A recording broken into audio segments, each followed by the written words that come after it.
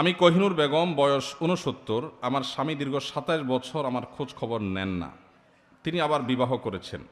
আমার দুশ্চিন্তার কারণ, আমার পরকালের হিসাবের ক্ষেত্রে আমার স্বামী ও সংসারের জন্য আমার গুনাহ হতে হচ্ছে কি না। আমাকে মাসালাটা বলে দিলে আল্লাহর কাছে মাপ চেয়ে আমল করে মৃত্যুর জন্য প্রস্তুতি নিতে পারতাম। আহা,